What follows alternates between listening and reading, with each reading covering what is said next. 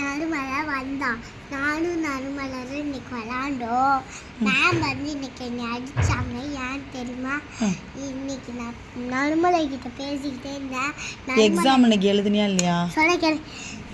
நறுமலை கிட்ட பேசிக்கிட்டே இருந்தேன். அதனால நறுமலையில தனியாக மேம் கிட்ட உட்கார வச்சிட்டாங்க. நான் நறுமலை பிளேஸில் உட்காந்துல அங்கேயே உட்காந்துட்டேன்.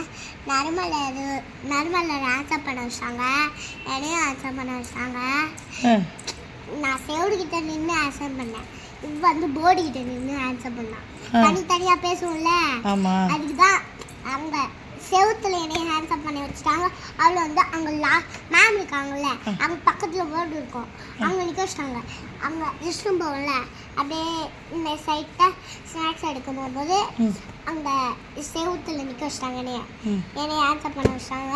நார்மலாக ஆன்சர் பண்ண வச்சிட்டாங்க. எக்ஸாம் எப்படி எழுதுன? எக்ஸாமா நான் வந்து நல்லா தான் எழுதுனேன். எழுதியிருக்கா? சரி சரி. சிரிக்கும் போதே எனக்கு தெரியுது நீ எக்ஸாம் எப்படி எழுதிருப்பான்னு. சாப்பிட்டியா? சாப்பாடு ஃபுல்லாக சாப்பிட்டியா இல்லையா? சாப்பிட்டேன். பிடிச்சிருந்த லெமன் சாதம்? சாப்பாடு நல்லா இருந்தது காய்ஸ். சாப்பாடு நல்லா இருந்தது. ஆனால் பிசு பிசுன்னு இருக்கு சாப்பாடு. அதனால் எல்லாத்தையும் சாப்பிட்டு வச்சிட்டேன். எல்லாமே பிசு பிசுன்னு செஞ்சுருக்கோமா?